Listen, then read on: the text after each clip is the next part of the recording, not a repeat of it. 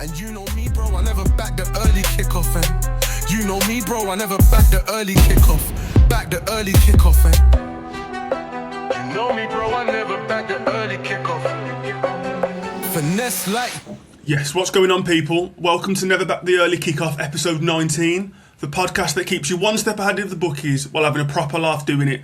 No filters, no nonsense, just solid picks, proper chat, and a weekly reminder that backing the early kickoff does ruin lives. My name is Leon, and I have a sixth sense for picking players to be carded.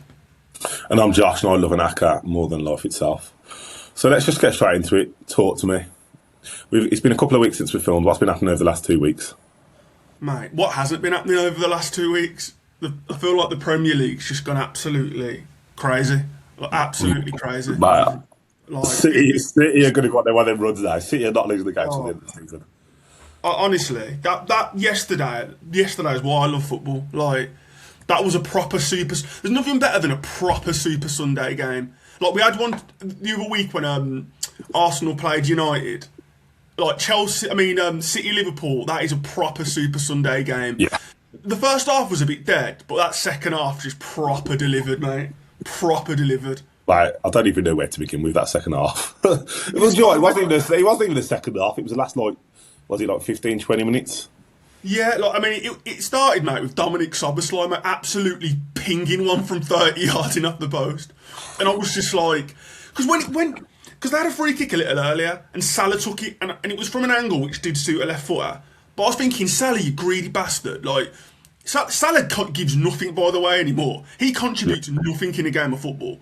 Bad food, and I was like, just let Szoboszlai hit this. I know it's not suited for football, but just let him hit it. And then Salah took it and just smashed it straight over the bar.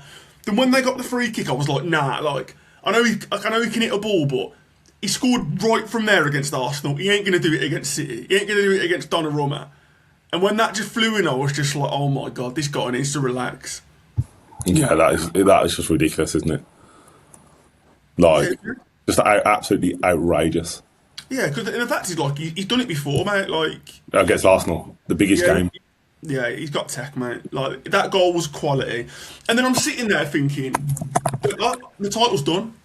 I was thinking, if City, like a draw or a Liverpool win, the title's done. So when Liverpool scored, I thought, right, title's over. Arsenal have done it. Like, this is it now. And then Gary Neville on commentary said, just before the City scored, he was like, City's big players need to step up, like Haaland, Bernardo, Silva.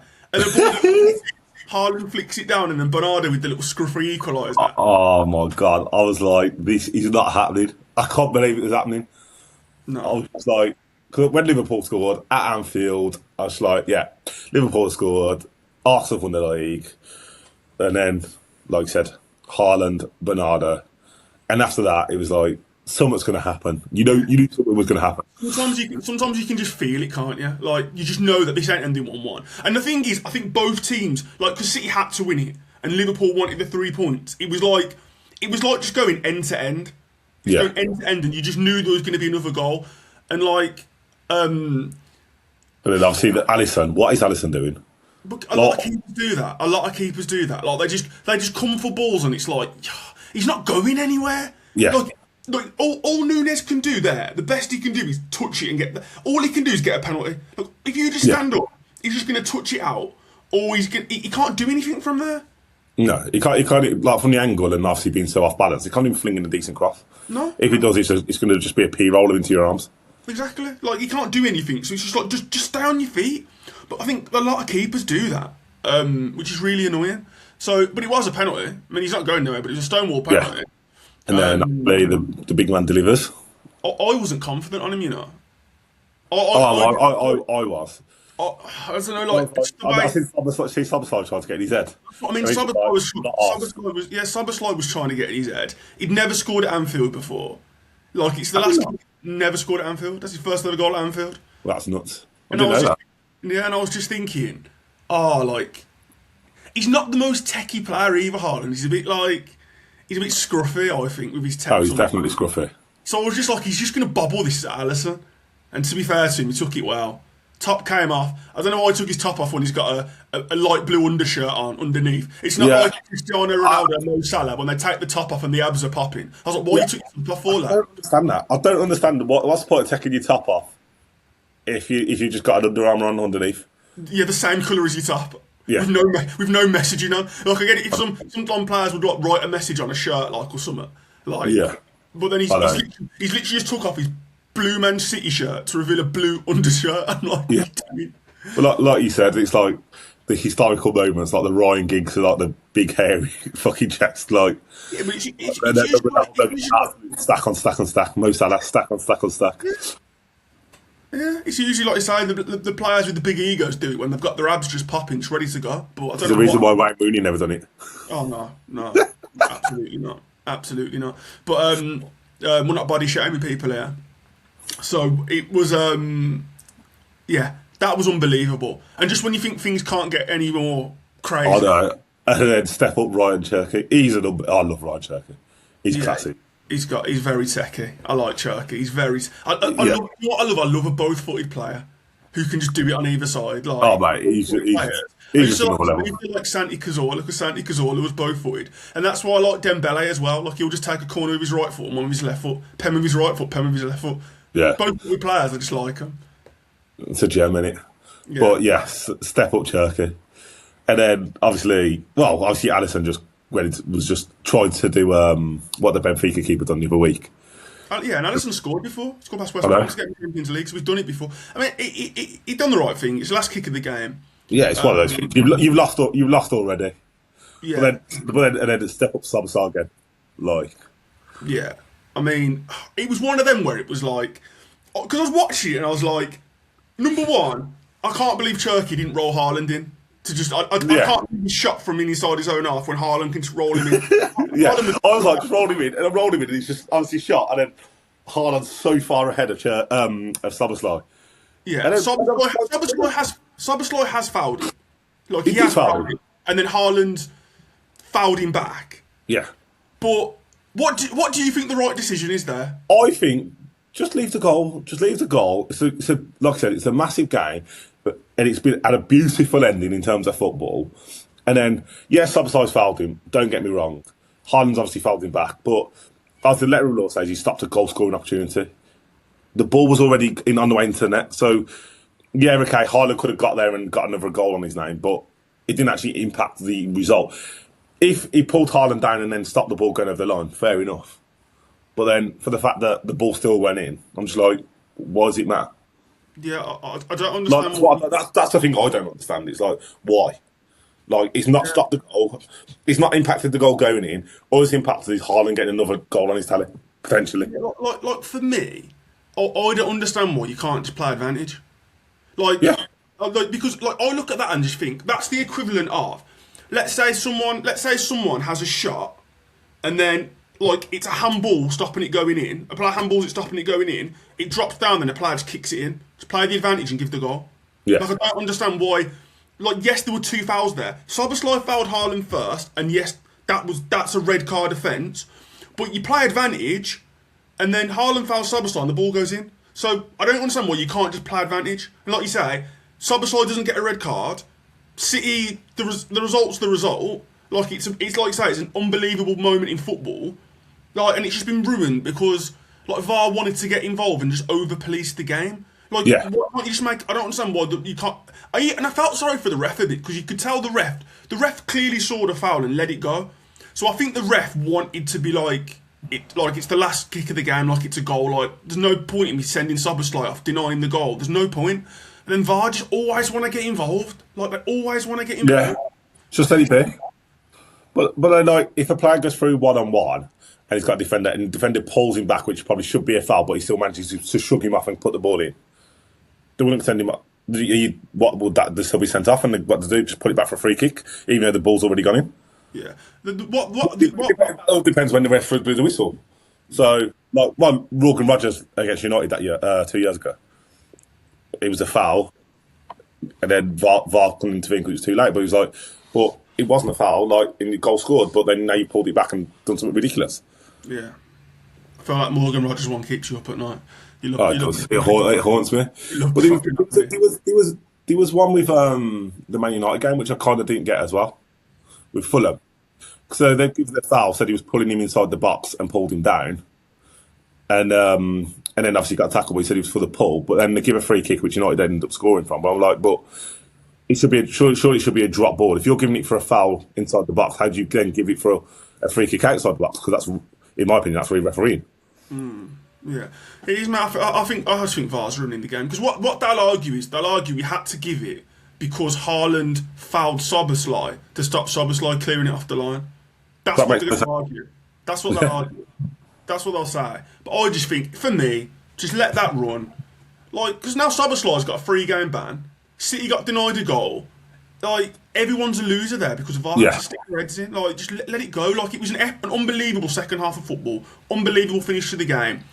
Unbelievable. VAR ruined it. But do you know what the good thing is to come out of that? Do you imagine the head loss if that was 1-1? Oh, no. Oh. No, it's a good job it was 2-1. But the good thing to come out of that, mate, is the title race is well and truly on. Oh. You know that those Arsenal players are watching that going, oh, no. Oh, no. Oh, like, you know when you see a season-defining click? Yeah. Like, that was it. I'm like, City now. Really classy that was. A season-defining click. I like that. Hey. Season-defining click. But like that now, like I'm like confident City is going to come and beat it now for like 10 games in a row. Like, it's going to win every game for like the next 10 games. It's going to be really interesting because now if City can go, the thing about City now is I feel like I hate City sometimes because I hate the way they can just go and spend stupid money in January. That annoys me. But anyway, like the fact they've got some of their players back now. Like if they can keep Mark Gahey, who was immense by the way against Liverpool, and Ruben Diaz fit for the rest of the season, then I just think they can really put a run together because with that front three of bloody Semenyo, Cherky, Haaland, and then you've got Doku to throw into that, you've got Foden off the bench, you've got Marmoush, that's stacked, that is. Yeah. So I see them putting a run together. And they've got Arsenal at the Etihad. And they've got Arsenal at the Etihad. And they got Arsenal at the Etihad, and that's April. That's like mid-April as well. So that is like we've got a month left. We've got like a month left of the season then. Like if that's the point of the City in touching distance, there's no way City are not winning that game. Well, Arsenal have got a really difficult run coming at some point. Because I was looking at this. I'm going to pull it up now. I was looking at this the other day. I was thinking, like, I wonder what Arsenal's fixtures look like. And they've got a run, not their next couple of games. I mean, the interesting thing is that City play before Arsenal next. So if City win, it's within 3 points by the time Arsenal play. So Arsenal have got a run. They got Brentford away, which is not a gimme. No. But then they got a couple of easy games.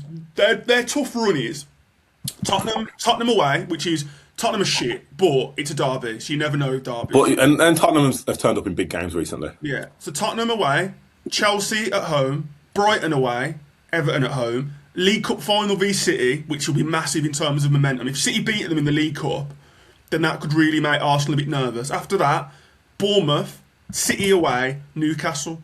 So their league run of Spurs, Chelsea, Brighton, Everton, Bournemouth, Man City, Newcastle. Yeah, all their other games after that are easy, but that's where the title will be won and lost in that run. That run of like 6 games there. And if they if it fall, the way it falls in the Champions League, they could have City twice in the Champions League. So they could have them. I think it's like if it falls right, it could have them like 4 times in like 21 days or something like that, or a month. Yeah. And So Lord knows if City are in that like peak City mode, they're winning every single one of them games. Yeah, but I think now Ruben Diaz is back. I just think Diaz, Gahey. Obviously, Donnarumma made an unbelievable save as well. Oh, mate. Donnarumma behind them two. And then they got Rodri back now, who's starting to get a run of games. Yeah. Well, that spine of the team's starting to look a bit solid again. Like, you haven't got like Cousinov and that Max Alani or whatever his name is. Exactly. So, yeah, mate, I wouldn't put it past City to win it's going to be a good title race now. The title race is well and truly on, which made me happy. Did you catch any other games over the weekend? Obviously watched the Villa game. That was just a bit thing. Do you want to talk about Lucadinha? hard mate. That Luca Dino just absolutely shut the bed. That Ryan looks classer. He looks like a good player. He does. But man, I need to see him play 90 minutes against a fullback who knows how to defend, and then I'll make my assessment. Because what Luca Dino did, that's a criminal offence. That is. That's a criminal offence. Mate, that should be brought to CPS, mate. That is disgusting. Like, what was he actually doing? I've no idea. Because, like, I've watched it a few times and I can't understand what he's trying to do. Because he's not trying to show him. He's not trying to show him up. He literally runs in the box and hides. Mate, he's coward. Yeah, it was a bad one. That was. Like, he needs to be benched because that was shocking from Luca Dean. Shocking. Yeah, that was bad. I wasn't happy about that. No, so I mean, Villa are in poor form now. Like, I mean, with Diabolical. Do you still think you'll get top 5, or do you reckon Liverpool, Man United, and Chelsea are going to catch you? No, I think we'll be still right for top 5. Who do you think you'll finish ahead of Chelsea, Liverpool, or Man United? Chelsea. Do you reckon? Yeah, I think they're the depend. Obviously, Man United have won 4 in the last 4. Man United are going to make it now. They're just one game a week flying. That's the difference. 1 game a week. Obviously, Chelsea still got Champions League. Liverpool still got Champions League. Again, everyone's just so inconsistent at the moment. Obviously, United. I thought like the first couple of games, obviously they did well because of big games, but they've done it. Obviously, the Fulham game was a bit touch and go at times. But at the end of the day, they've won 4 in 4, so you can't knock them, can you? No. I mean, I don't know if Liverpool are going to do it. You're 8 points on Liverpool. That's a big amount. And Liverpool aren't great, like so. But no, talking to Man United, another good result for them. I mean, Spurs. I mean, Romero just Romero just being Romero, mate. Just going out and smashing a Brazilian and taking a red. No need. Yeah, it's just he's got that in him. Yeah, but he's done that so many times. He's been sent off twice this season. Yeah. And he's coming out and he's giving shit to like the board and like saying, "Oh, we've not got enough players" and shit like that. And then you get sent off to like the game after. Like, it's just actually embarrassing. And now he's out for 4 games because he's his second red, and it's like I think it's like mid-March he's back or something like that. So I'm like, he's literally slagging off the board saying we've not got enough players, but then you get yourself sent off for 4 games. Like, what are you doing? And he's the captain. You're the captain. Yeah, he's a bit. He clearly doesn't want to be there, Romero. Like, he doesn't want to be there anymore. He's speaking up against the board. He wants out. But I just think it's bad on your teammates and the fans. Like, you've got an injury crisis there, and you just go out and smash someone after like 30 minutes and get a straight red. Yeah. Like, why? What's the point? Yeah. Like, we get it. You're an aggressive centre half. Like, you haven't got to go out and be stupid with it. Like, yeah, you haven't got to get sent off every 5 games. It just didn't make any. It's a shocking tackle as well. Yeah. So I mean, he knew what he was doing. Of course he did. The thing about Spurs are banging trouble at the minute. Like, they're only 6 points off the bottom. West Ham won again. West Ham won. Leeds won. I don't think they're gonna. What do you think they're gonna get dragged into the relegation battle? Well, mate, the 6 points off. West Ham have won 3 out of their last 4 games, and the game they lost was they were 2-0 up against Chelsea and 3 away. So West Ham are flying. Leeds won a big game against Forest. Forest's next game's against Wolves, and obviously you just never think a Sean Dyche team's going down. No. So who do you think's like? If I had to tell, obviously Wolves and Burnley are gone, but the third team that are going to go down, West Ham are like the 4th form team in the league. Made a lot of signings in January, who are all playing well. Who do you think's going to go? Do you know what? If Palace didn't beat Brighton yesterday, I would have said Palace. That was massive, wasn't it, for them? That's massive. That was yeah, because they would have been on the same points as Leeds and Spurs. I don't know. To be honest, it's just so tight because like Palace look like they're in trouble. Obviously, I know they got the result yesterday, but I didn't realise Brighton was struggling that bad as well. Like, Brighton look like they're only 3 points off Forest. I know there's still a few games that they're left before they get dragged in, but yeah, like, they just don't look like they're doing much. Palace are struggling. And then Spurs, like I said, I can't see Spurs going down. I cannot see Spurs going down. Well, the thing is, mate, they're next. I mean, we've got them next, and we're in shocking form as well. Yeah. If we go to their ground and beat them at their ground, they are bang in trouble because we're terrible. I think Spurs are going to have enough. I'm just looking at their fixtures now. I think they're going to have enough to stay up. They've got you next, then they've got Arsenal, which obviously, hopefully a draw there. Fulham away, Palace at home, Liverpool away, so I'll lose that. Forest, that's a big one. Sunderland away, Brighton at home, that's another big one. Wolves away, so should win that. Villa at Villa Park, they're not getting nothing there. Leeds at home, Chelsea away, and then Everton at home, last game of the season. So I think there's enough points for them to in that run to make it. That's not that, my question is who's going down in your opinion? Not what's It's got to be West Ham. Yeah, they've won. They beat Burnley. Obviously, Burnley doesn't matter. They lost to Chelsea 3-2, 2-0 up. Beat Sunderland 3-1. Beat Spurs 2-1. They've got. Yeah, to be fair, they've got a rough run coming. Well, I've got to say, if it's anyone, it's got to be West Ham. They're still because at the end of the day, the bottom. They've got Man United, who are obviously banging form. Bournemouth at home, Liverpool away, Fulham away, City at home, Villa away, Wolves at home, Palace away. That's a big one. Everton at home, yeah. Brentford away, not getting a point there. Arsenal at home, not getting a point there. Newcastle away. By that point, you should have all your players back, and then West Ham Leeds last game of the season. That could be. It could go down to that game. I just think when you feel 4 points off it, it's hard to make up that many points. Yeah, but they won 3 out of 4. They were dead and buried. So at this point of the season, it's about momentum. Points on the board are good, but if you're confident, in form, and you're picking up points, I look at Spurs, mate. Spurs don't look like they know how to win a game, and West Ham every game look dangerous. So it's going to be interesting. So so your prediction is West Ham, Burnley, Wolves going down. Yeah. I think Spurs. I think Spurs or Palace. Yeah, I could see Palace, but West Ham is at the moment at 9 points off Palace. So it's like you've got to make up 9 points in the stage that they're like. Do you want to know why I think Spurs are banging trouble? Because you got to think the players don't have the stomach for it. No. You look at your Leeds, your Forest, your and their injuries. Leeds, and there's obviously it's not a harmonious camp.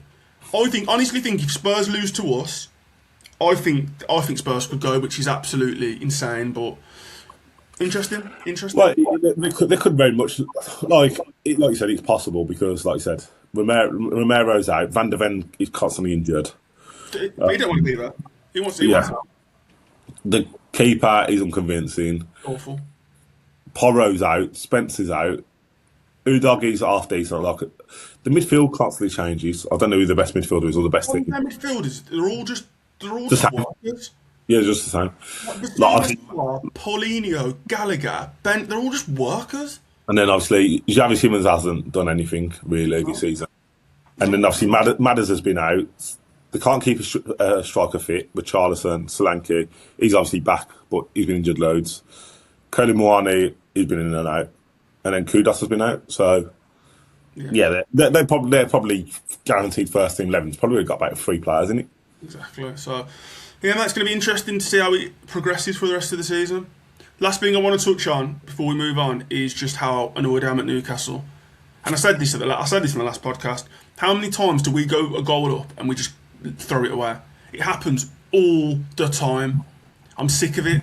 Even Eddie Howe come out and said he doesn't he's not doing his job properly, basically admitting that he's not getting what he should be getting out of this team. So I think like I said the other week, mate, not going to have a bad word to say about Eddie. Done really well for us. We've got the Champions League, playing Carabag, so we should progress in the Champions League, but in terms of the league, not been good enough. So unless we put a run together between now and the end of the season, which I don't think we will because our squad can't handle multiple competitions, and we're one Bruno Guimaraes injury away from just absolute disaster again. I'm surprised he was back this week. I think they rushed him back. That's why I'm surprised. Because I didn't think I thought that we just again, he's our best player. He didn't look fit. He didn't look. I mean, he's not the most mobile player anyway, but you could tell he was playing within himself.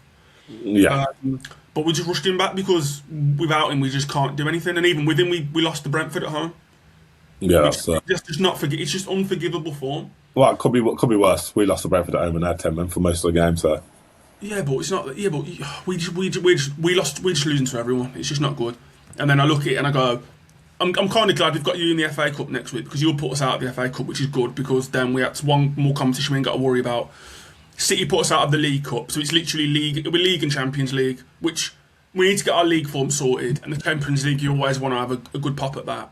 Well, yeah, you want to have a good pop, but realistically, it depends who you get in the next stage after Carabao, can it? Yeah, well, we should beat Carabao, and then who's your potential for the next stage after that? it's somebody good.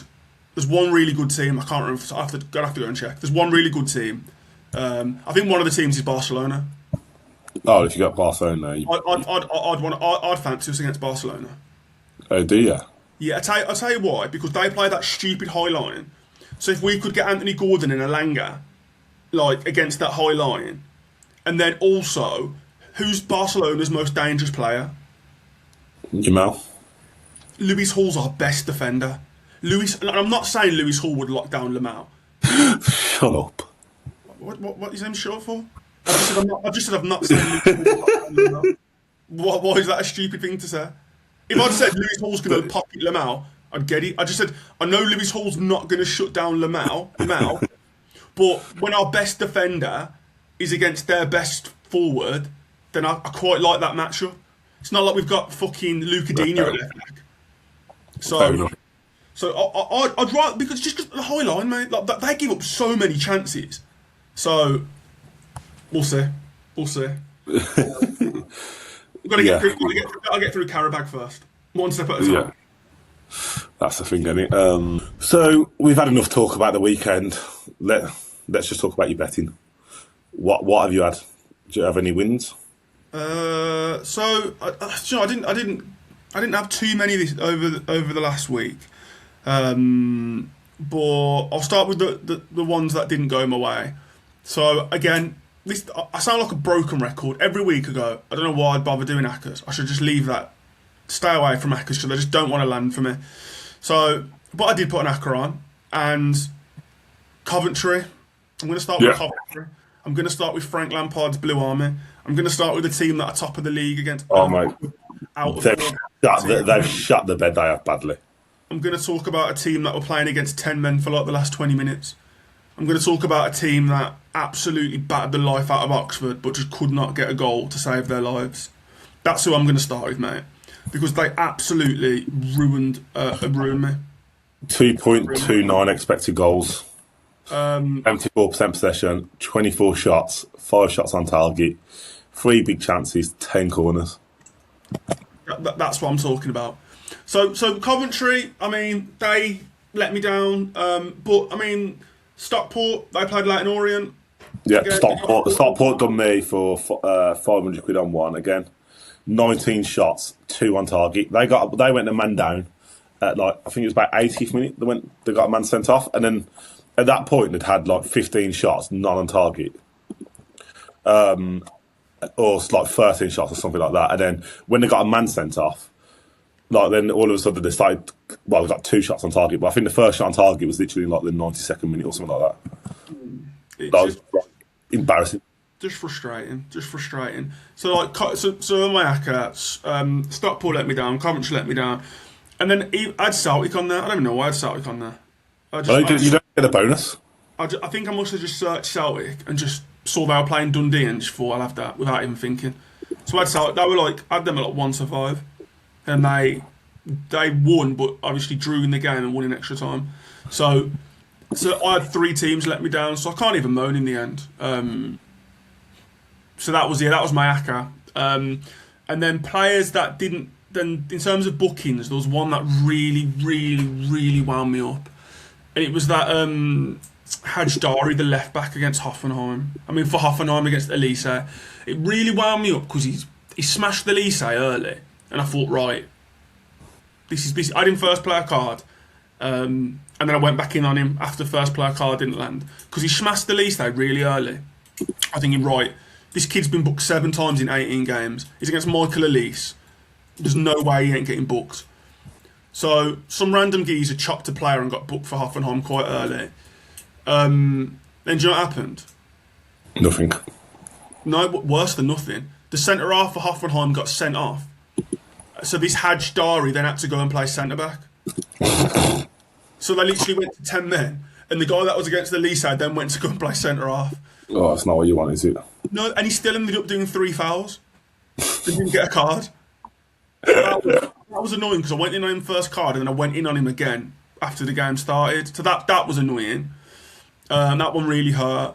And then in the City Liverpool game, although I did win on one in that game, which I'll come to in a bit, I had Szoboszlai doubled up with Nico O'Reilly.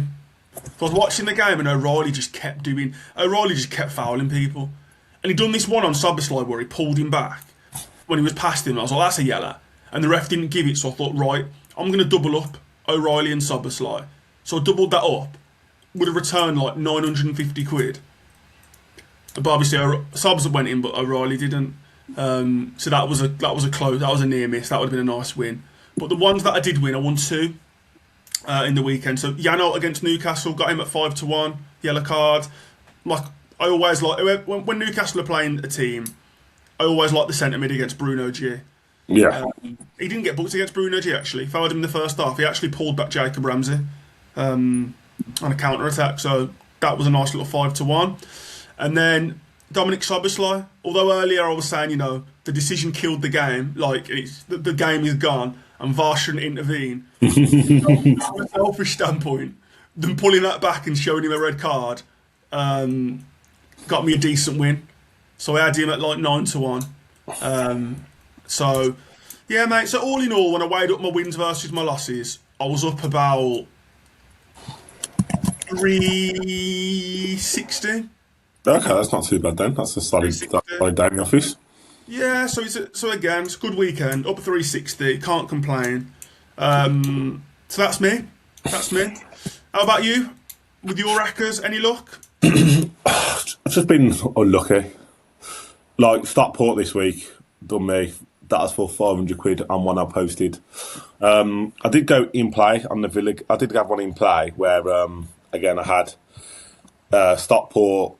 Again, because like, they were having loads of shots, but none on target at that point. Villa had them when they were 1-0 up, and obviously, like same as you, Coventry. They let me down for 1,200 quid. So that was, but after about half hour after Villa scored. Yeah, because one of the other teams went down, so I was like, Wilveracca went down, so I was like, I'm just going to go in play. Villa 1-0, got like 8-13 for them. Obviously, there's a reason why the odds were so good. But at the time, we were recycling well. We were getting the better. They were creating more chances, but we looked like we were having the better chances. But they were just, well, yeah, obviously we know what happened there. And then, yeah, Stockport and Coventry, same as you. So that was just frustrating. So Coventry for 500 quid, and then Coventry, Villa and Stockport. But Villa already 1-0 up. And then going back to like the weekend before, I put one on TikTok. And again, Atletico Madrid at home to Bodo Glimt. I didn't see Bodo Glimt getting anything at Atletico. And then Leipzig, I think it was like 1-1 or 2-2. It was 1-1. It was a 93rd minute penalty. I think they were playing St. Pauli away from home, cruising all game. St. Pauli got a 93rd minute penalty to. So that was the 2 things that done me the week before, and that was for 1,500 quid. So getting closer, I had a nice little tick over win yesterday because of the teams I had left. So the teams I had yesterday, they were Braga, Benfica, Galatasaray, Inter Milan, Real Madrid and Munich. So I had 20 quid on that and it was a 130 quid return. So just this nice little tick over win does the job. Yeah. So those tick over wins are important because like they just offset losses. Yeah. The tick over wins can't be underestimated the importance of them.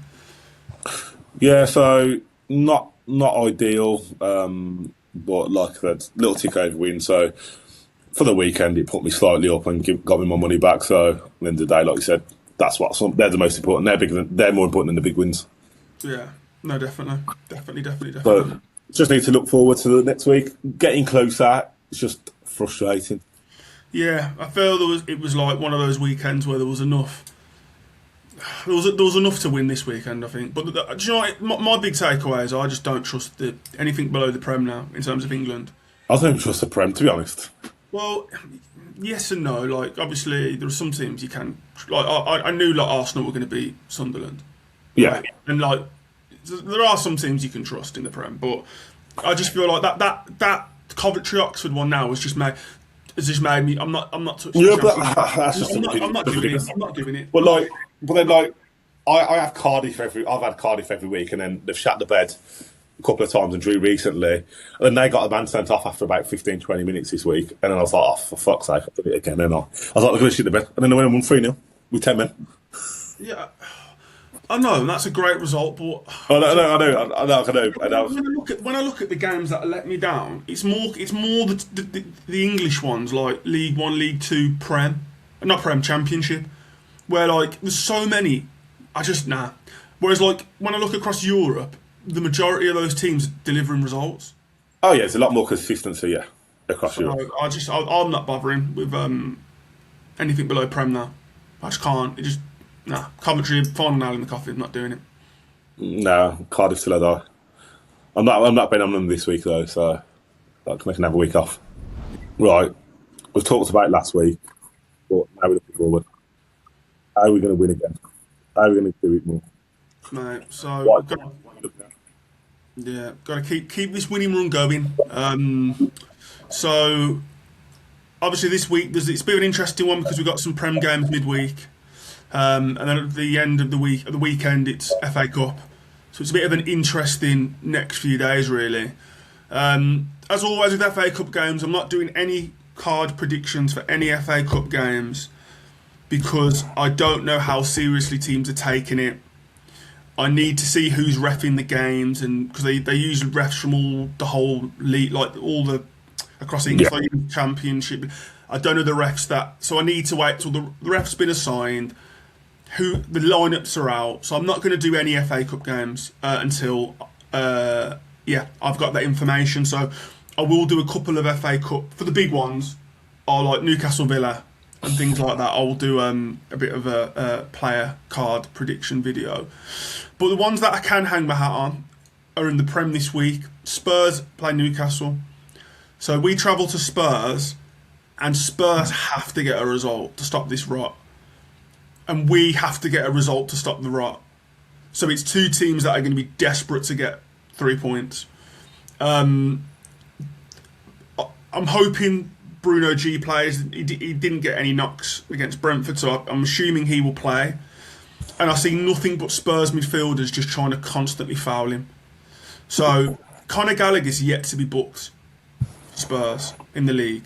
There is no way he's going to go 5, 6, 7 games without a booking. He's overdue a card. So I like Conor Gallagher. I also like Paulinho. Again, he got booked against United, but I don't see any reason why he's not going to get another one against Newcastle. And I also like Bruno G for a card. He was getting really wound up in the Brentford game with the ref. So I think because we're on such a bad run of form, I think he's going to get easily rattled. So I think Bruno G, Paulinho, Conor Gallagher in that game are the picks. The other game I quite like is Man U v West Ham. So obviously Man U have turned a corner now. It's at West Ham. Man U have turned a corner and Man U are banging form now. Play really attacking football. West Ham have turned a corner. So this is like the opposite of Newcastle Spurs. You've got two teams that are banging form, both with things to play for as well. So you're like United are pushing to consolidate top 4. West Ham need to keep pushing to get out the relegation zone. So there's a lot on the line for that game as well. The players that I like for that game, Casemiro, I think we'll get one. I really like Dalot against Somerville. Somerville's firing at the moment. And Dallow's not been booked in a little while. His last one was against Jeremy Doku when he last played against a bit of a fast, nippy, tricky winger. Away from home, he'll be a bit more exposed. So I think Dalot will get one. Casemiro, and I quite like Tati Castellanos, the West Ham striker who come from Lazio. He got 11 bookings last year for Lazio, and I think he's already got like 2 or 3 for West Ham. He's only been there 5, 6 games. So he's one that he's got like multiple ways to go in, dive in, mouthing off, kicking the ball away, silly fouls.